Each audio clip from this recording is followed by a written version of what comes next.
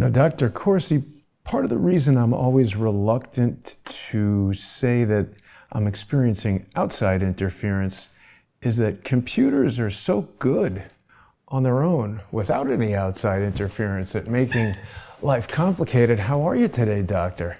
I'm fine, doing good. I Yeah, don't, computers are very difficult. What are you going to do? right. And speaking of life getting complicated, Dr. Corsi, I don't think anyone could have predicted we'd be in the situation that we're in today. What do you make of all this? Well, the coronavirus was unexpected, except that I think we have known that we have the risk of pandemics.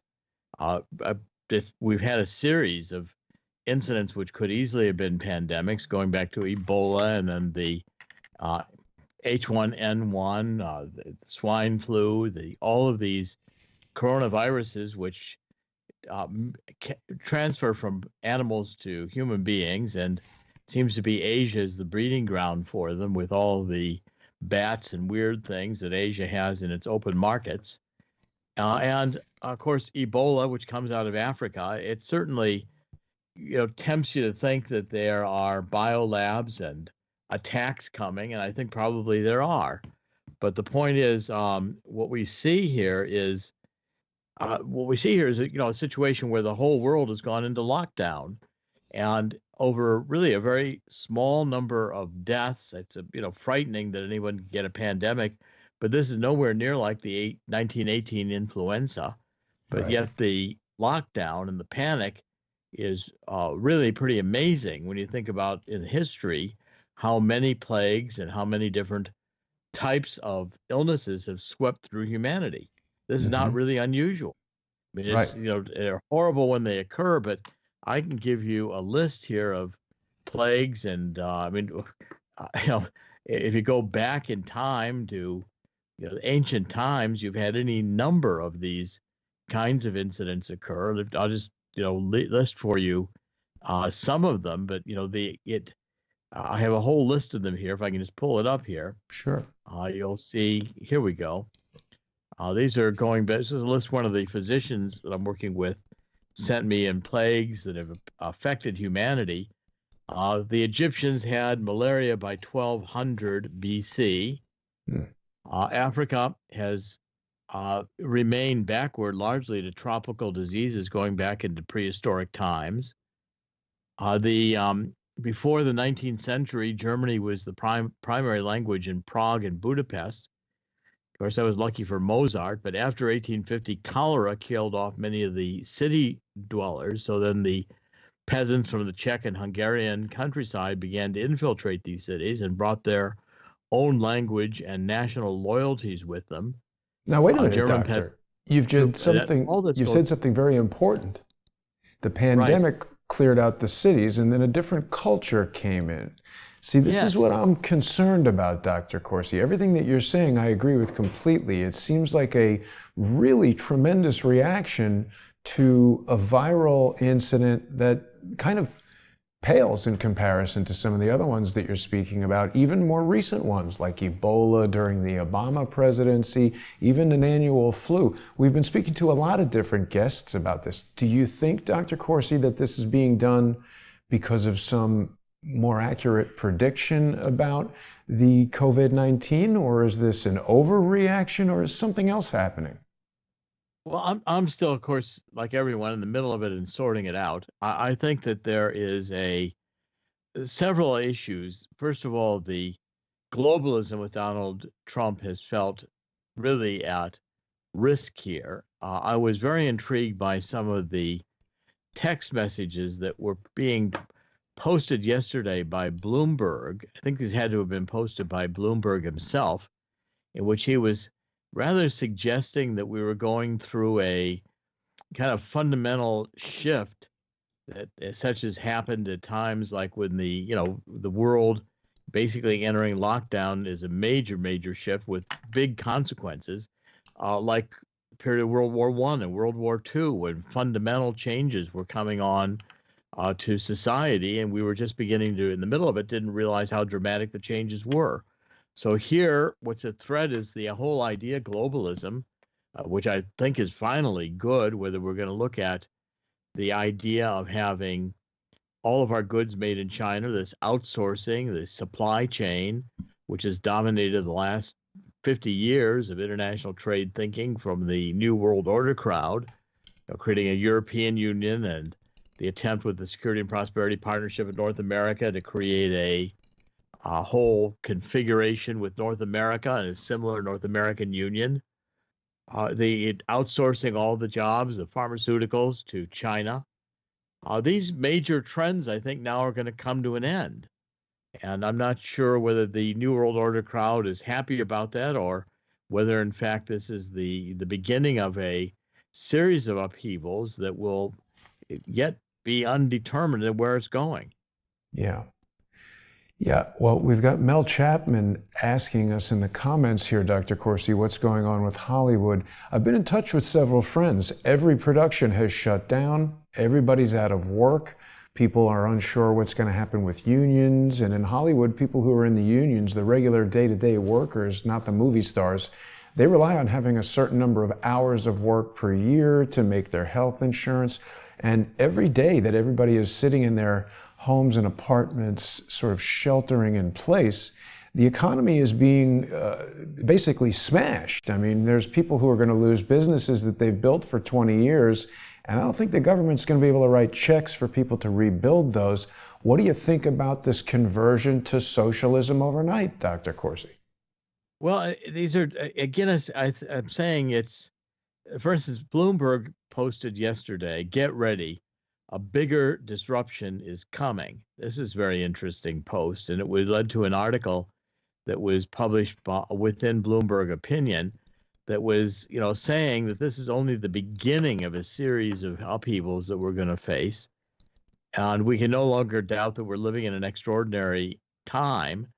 And as they went, the whole series of these very mysterious posts were on Bloomberg yesterday that I was watching, and kind of seeing that the New World Order crowd was saying that they are going into a new direction. I mean, the modern poverty is more about insecurity, risk, and a lack of personal dignity than it is about absolute material hardships. That's a Bloomberg opinion that was in a series of articles.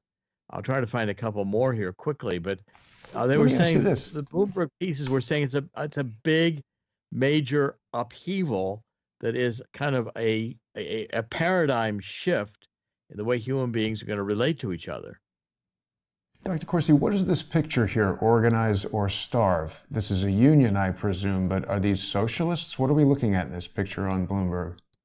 Yeah, that Bloomberg picture is that was a picture when the union movement started. And again, these posts from Bloomberg were particularly strange because he was saying that this is like the upheavals that occurred when the union movement was created. And that was a major, if had the union movement had not been created, there were a lot of predictions at the time that this was when Marxism was actually defeated in its classical sense, because it wasn't the workers of the world that unite to take over the means of production. It was, in fact, the unions formed a way for the workers to share in the capital value of their work, at least in terms of greater earnings and greater working conditions. And that's, Gramsci, which was one of the communist theorists of the Italians in this period of time, was arguing that suddenly communism was going to come through gradualism. It was going to come step by step with socialism, which in fact is what we've been through. Now, Bloomberg is kind of saying we're at the end of this kind of epic, and this upheaval is going to be fundamental in terms of how we relate to each other as human beings. I mean, I'm trying to understand whether he's saying we're going to have a massive decrease in the population or whether that's the fundamental end of governments. Listen to this one. During the yellow fever outbreak of the late 19th century, many local governments responded to public fear by sealing their borders, a practice newspapers of the day called shotgun quarantine. But the article is, in case you're wondering, it's legal to close state borders, which Bloomberg is saying essentially, basically, that borders are going to close, and the globalism is going to end, and there's some fundamental shifts of labor and populations going on. This one. There's a deadly pandemic sweeping the world. Markets are retreating, and everyone is clamoring for big government to save them. Right. And this is coronavirus will revive an all-powerful state. So it's almost like saying we're in an era where, as Bloomberg is perceiving it, we're ready for totalitarian governments. We're ready for the government to take over not only technologically with their ability to surveil us, but also out of fear and panic, where populations surrender to governments who then impose these draconian problems, powers rather. And you look at this series of posts. I'm pretty sure these posts were written by, or at least approved by, Bloomberg himself. The Wow. Fed's frantic actions over the past couple of days are only designed to avoid a credit crisis. It will take a rain of government money to avoid a prolonged recession. And the picture there is the Fed used its bazooka. Now it's the government's turn. Spend money, put out a tremendous amount of money in order to prop people up. And what you're at risk here is the population dying of coronavirus, which is not going to happen. The end of democratic governments as people surrender their powers to increasingly dictatorial governments. That seems to be in process, while there's border closing, which Bloomberg seems to be approving of, and the elimination of this fundamental trade relationship where goods are sent to slave labor in China to be produced. But as I say, it's really so confusing at this moment, and it kind of confirms that Bloomberg is onto something with these major transformations going on, where we're not going to come out of the coronavirus crisis the way we went into it. Hmm. Dr. Corsi, I've had this growing suspicion over the past few days that the recent move by Vladimir Putin, his refusal to join the price fixing cabal of OPEC to bring the oil production in Russia down and stabilize the price of oil at request of Mohammed bin Salman, I think that Putin has threatened the viability of the petrodollar by doing that. And I was thinking quite a lot about it. He's the first leader to challenge it. We've seen Muammar Gaddafi challenge the petrodollar with the introduction of the gold dinar as the currency for the African Union. We saw Saddam Hussein challenge the petrodollar by selling Iraqi oil for oil. We know what happened to those two guys, but Putin seems to be the first nuclear-powered challenger to the petrodollar. Do you think that Putin's refusal to raise the price of Russian oil to $50 a barrel and to send the oil market tumbling and to challenge Saudi Arabia and the United States, is he threatening the petrodollar? And is that what we're experiencing right now? Again, I think that Putin's role in all of this is right at the time when the world is going into this kind of a crisis. Putin is piling on, saying that he wants to attack essentially the dollar hold on oil by undermining the price. I mean, here he came out against OPEC, broke the agreement with OPEC to restrict their supply so as to keep prices up to about $50 a barrel. And with OPEC saying, well, Saudi Arabia saying, we're just going to continue to pump oil even if we lose money, because we're not going to let Russia gain market share by lowering prices. But that's a direct attack on the U.S. market on oil, natural gas, in producing the ability for us to, look at $50 a barrel, which is the price it's going to take to sustain the fracking and the hydraulic drilling, which has made us a leader in production of oil and natural gas worldwide. So it's like attacking a fundamental source of revenue to the United States, and something in which we become independent with energy by the revival of the oil and natural gas industries with these new technologies. So is Putin now taking advantage of the coronavirus in order to attack the United States? Again, it's back into this, the confusing mix of questions is whether Putin is a friend or foe. And I think, well, we've had an awful lot of McCarthyism, Putin bashing by the Democrats. Yeah. And, Trump backed off from working with Putin on any kind of collaborative basis. I think that what the Democrats have been doing, which is expanding NATO, Obama putting more and more missiles right on the borders in these countries, like trying to get Ukraine to come into NATO, which was one of the big objectives of the Obama State Department. These were all threatening to Putin. Well, Putin has now achieved more of a nuclear weapons equality with the United States, especially after Hillary Clinton sold him the supersonic technology, which Russia's used to make a new generation of nuclear weapons. And Putin is really positioned in a very adversarial position with the United States at the moment. I think we've been closer to a war with Russia than we have been at any time since the Cold War. And it's been the Democrats who have engineered a lot of this. But at the same time, you have the confusion that it seems like in many ways Putin owned Obama and the whole flexibility statement to Medvedev that Obama made. At any rate, I think what we're seeing, the one thing I know we're coming out of, I'm very pleased Donald Trump is in charge. So I think we're going to get strong and decisive leadership. If you remember in the H1N1 crisis, when Obama was first in office, it was largely ignored by Obama until it killed like 1,000 people.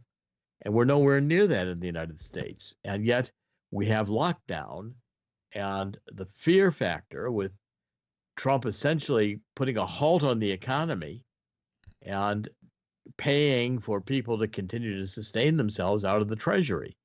It seems unsustainable. Is that socialism? Is that an expansion of the government power? Is that some part of a intentional plan?